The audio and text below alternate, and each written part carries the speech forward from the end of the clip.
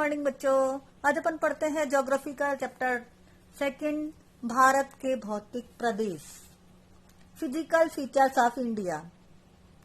ये चैप्टर बहुत बड़ा है, बहुत लेंथी चैप्टर है। आपको ध्यान से पढ़ना है समझकर, और उसके बाद आप इसके क्वेश्चन आंसर करेंगे।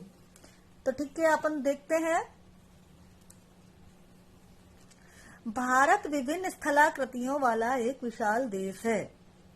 भारत एक विशाल देश है तो अपन सब जानते हैं, लेकिन विभिन्न स्थलाकृतियां क्या? विभिन्न स्थलाकृतियों का मतलब है कि यहाँ पर हर प्रकार की भू आकृति है। जैसे कि कहीं माउंटेन है, कहीं प्लेट्यू है, कहीं आइसलैंड है, कहीं प्लेन्स हैं, कहीं डेजर्ट हैं। इस तरह से अलग अलग, कहीं पर्वत, कहीं पठार, कहीं मैदान, कहीं रेगिस्तान, कहीं द्वीप समूह, भिन्न भिन्न आकृतियां भारत में पाई जाती हैं। आपको ये सारी आकृतियां भारत में ही मिल जाएंगी। इन सब आकृतियों को देखने के लिए आपको विश्व में कहीं नहीं जाने की जरूरत है ना। अगर आपने इंडिया घूम लिया तो समझ लो कि आपने ये सब चीजें देख ली। ठीक है, अब अपन आगे पढ़ते हैं। यहाँ विभिन्न प्रकार की शैलें पाई जाती हैं। शैलें मतलब रॉक्स, चट्टाने, है ना। यहाँ कई तरह की चट्टानें पाई जाती हैं। इनमें से कुछ संगमरमर की तरह कठोर होती हैं, जिनसे कि जैसे कि ताजमहल बना है संगमरमर का, है ना। हार्ड रॉक होती है, कुछ सॉफ्ट रॉक होती है, जैसे कि सेल खड़ी का पत्थर। उनसे विभिन्न विभिन्न प्रकार की वस्तुएं बनाई जाती हैं। अगला पॉइंट है अपना, हमारे देश में हर प्रकार की भू आकृति, वो पहले ही आ गया स्थलाकृति, है ना, यानी कि भू आकृति। हमारे देश में हर प्रकार की भू आकृति है पाई जाती है। जैसे कहीं पर्वत हैं, कहीं पठार हैं, कहीं मैदान हैं, कहीं रेगिस्तान और कहीं द्वीप समूह। हम जहां जहां जाएंगे अलग अलग स्थानों पर अलग अलग तरह की जलवायु मिलेगी, अलग अलग तरह के मैदान देखने को मिलेंगे, पर्वत मिलेंगे, कहीं पठार मिलेंगे, कहीं रेगिस्तान देखने को मिलेंगे। ऊपर की ओर जाएंगे नॉर्थ में तो हमें ठंडी जलवायु मिलेगी, वेस्ट में जाएंगे पश्चिम की ओर तो गर्म जलवायु, नीचे साउथ में आएंगे तो अलग तरह की वहां पर चिपचिपेपन वाला मौसम होगा। इस तरह से अलग अलग जगह पर अलग अलग जलवायु पाई जाती है। ठीक है, हाँ बच्चे, तो अपना अगला पॉइंट है प्लेट। प्लेट क्या होता है? अब प्लेट आप खाने वाली प्लेट मत समझ लेना। प्लेट का मतलब है पृथ्वी के ऊपरी सतह, जो ऊपर वाला हिस्सा होता है पृथ्वी की, वो कहलाती है प्लेट। ऐसा माना जाता है कि हमारी पृथ्वी की ऊपरी परत 7 बड़ी एवं कुछ छोटी प्लेटों से बनी है। हमारी पृथ्वी के ऊपरी जो सतह है वो 7 तो बड़ी बड़ी प्लेटें हैं और छोटी तो बहुत सारी हैं, है ना। जैसा जो हिस्सा जितना बड़ा होता है उसे बड़ी प्लेट कहा जाता है, और जो छोटे हिस्से होते हैं उनको छोटी प्लेट। जैसे कि बड़े बड़े देश हैं, उत्तरी अमेरिका, दक्षिणी अमेरिका, यूरेशिया, ये सब बड़ी बड़ी प्लेटों में शामिल है। इसके बाद अगला पॉइंट है, इन प्लेटों में हलचल भी होती है। हलचल मतलब मूवमेंट, जिसे प्लेटों की गति कहा जाता है। ये प्लेट एक जगह से दूसरी जगह खिसकती है, टकराती है, जिसके कारण ये गति करती हैं। इसी को गति कहते हैं प्लेटों की। तो प्लेटों की ये गति कितने प्रकार की होती है ये हम आगे देखेंगे। ठीक है, हाँ बच्चों, अभी अपन ने पढ़ा कि प्लेटों में हलचल होती है, मूवमेंट करती हैं प्लेटें। तो प्लेटें कितनी प्रकार से मूवमेंट करती हैं ये देखेंगे हम अभी। प्लेटें 3 तरह से मूवमेंट करती हैं। कौन कौन सा? अभिसारी गति, अपसारी गति और रूपांतरित गति। अभिसारी गति क्या होती है? Convergent boundary. और अपसारी गति है डाइवर्जेंट बाउंड्री, एंड रूपांतरित बाउंड्री ट्रांसफर बाउंड्री। ठीक है, तो हम देखते हैं पहले अभिसारी गति। इसमें क्या होता है? इसमें प्लेट एक दूसरे के करीब आती है। 2 प्लेटें होती है, वो एक दूसरे के करीब आती है। इससे पर्वतों का निर्माण होता है। जो हल्की प्लेट होती है वो टकरा के नीचे चली जाती है, और जो भारी प्लेट होती है वो उसके ऊपर आ जाती है। ठीक है, तो इससे जैसे ये हल्की है तो ये यूं आई, फिर ये प्लेट यूं आती है, दूसरी यूं आती है, तीसरी यूं आती है, फिर ये यूं आती है, फिर इस तरह से यूं आती है। तो इससे जो है माउंटेन बनते हैं।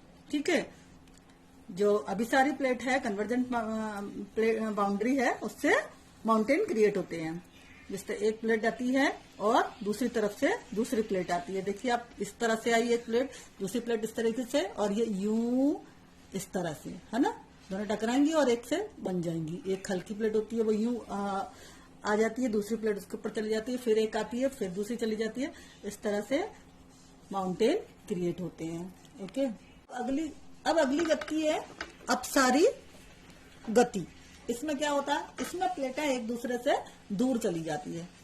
अभिसारी में तो करीब आती थी, लेकिन इसमें इनके अपोजिट एक दूसरे से दूर जाती हैं प्लेटें, और एक दूसरे से दूर जाती हैं तो क्या होता है, इनके बीच में जो गैप होता है वो वहां पर लावा ऊपर निकल जाता है। यहाँ से गैप होते ही उनके नीचे से लावा निकल करके ऊपर आ जाता है, और ऊपर आता है तो आस पड़ोस के क्षेत्रों में फैलता है, और वहां पर पठार निर्मित हो जाते हैं, पठार बन जाते हैं। वहां पर जहां जहां फैलता है लावा वहां पर पठार यानी कि प्लेट्यू क्रिएट हो जाते हैं। तो आपको समझ में आ गया होगा कि अपसारी प्लेटों में क्या होता है, ये दोनों एक दूसरे से दूर जाती हैं, और दूर जाने से इनके बीच का जो लावा होता है वो आसपास के क्षेत्रों में फैल जाता है। इसमें ज्वालामुखी विस्फोट भी होता है, इनसे पठार का निर्माण होता है। ठीक है, अब अपन आगे देखते हैं रूपांतरित प्लेट। रूपांतरित प्लेट क्या है, इसमें प्लेट एक दूसरे के साथ क्षैतिज दिशा में गति करती है। क्षैतिज दिशा यानी कि सेम डायरेक्शन, एक प्लेट आती है तो दूसरी प्लेट भी उसी डायरेक्शन में उसके पीछे जाती है। एक प्लेट जाएगी, दूसरी प्लेट जाएगी उसके पीछे, तो ये एक दूसरे से टकराएंगी, और टकराने से क्या होता है, इसमें भूकंप आते हैं। तो रूपांतरित जो प्लेट होती है वो एक ही क्षैतिज दिशा में गति करती है, एक के पीछे एक, तो इनसे ज्यादातर भूकंप जो है वो इन्हीं से आते हैं। अब आपको समझ में आ गया होगा कि प्लेटें कितनी तरीके से गति करती हैं और कैसे कैसे मूवमेंट होता है इनका। ठीक है, हाँ बच्चों, तो अपना अगला पॉइंट है, सबसे पुराना भूभाग गोंडवाना लैंड भूमि का ही एक हिस्सा था। आपको क्या लगता है कि हमारी पृथ्वी पहले भी ऐसी ही थी जैसी अभी दिखाई देती है? नहीं, पहले हमारी पृथ्वी ऐसी नहीं थी। पहले हमारी पृथ्वी का नक्शा इस तरह से नजर आता था हमको। ये पूरा पेंजिया महाद्वीप के नाम से जाना जाता था। इसके दो हिस्से थे पेंजिया महाद्वीप के। ऊपरी हिस्से को लॉरेशिया कहा जाता था और नीचे वाले को गोंडवाना लैंड। तो भारत जो है पहले गोंडवाना लैंड में शामिल था। अगला पॉइंट है अपना, गोंडवाना भूभाग में भारत, ऑस्ट्रेलिया, दक्षिण अफ्रीका, दक्षिण अमेरिका एवं अंटार्कटिका शामिल थे। तो ये सारे देश पहले गोंडवाना लैंड में ही शामिल थे, लेकिन प्लेटों में गति होती है, इस कारण से ये अलग अलग हो गए हैं। अगला पॉइंट है, प्लेटों की गति के कारण ही भारत गोंडवाना से अलग हो गया। अगर प्लेटें गति ना करती होती तो ऐसा नहीं होता। प्लेटें गति करती है, इसीलिए भारत जो है वो यहाँ गोंडवाना लैंड में से इधर से छिटक करके ऊपर उत्तरी ध्रुव में चला गया। पिछले चैप्टर में अपन ने पढ़ा था कि भारत कहाँ स्थित है। भारत उत्तरी गोलार्ध में स्थित है। उत्तरी गोलार्ध में कैसे आया भारत? प्लेटों की गति के कारण। ये आपको दिखाई दे रही है इक्वेटोरियल लाइन, भूमध्य रेखा। तो पहले भारत यहाँ था दक्षिण में, है ना, लेकिन प्लेटों की गति के कारण ये यहाँ से टकरा करके आपस में प्लेटें टकराई और ये हिस्सा यहाँ पहुंच गया। यहाँ पर हिमालय क्रिएट हो गए। कोई हिस्सा यहाँ से टकरा के नीचे पहुंच गया, कोई इधर पहुंच गया। इस तरह से ये प्लेटों की गति के कारण अलग अलग हो गए। ठीक है, अब अगला पॉइंट है, जो सबसे प्राचीन महाद्वीप था उसका नाम पेंजिया था और गोंडवाना उसका दक्षिणी भाग था। अभी आपको दिखाई दिया था मैंने कि ये पूरा महाद्वीप क्या कहलाता था? पेंजिया। इसके दो हिस्से थे, लॉरेशिया और गोंडवाना लैंड। तो भारत, दक्षिण अमेरिका और ये सब पहले गोंडवाना लैंड का ही हिस्सा था, लेकिन प्लेटों की गति के कारण ये अलग अलग हो गए और भारत उत्तरी गोलार्ध में आ गया, ऊपर की साइड में। ठीक है, समझ में आ गया होगा आप लोगों को।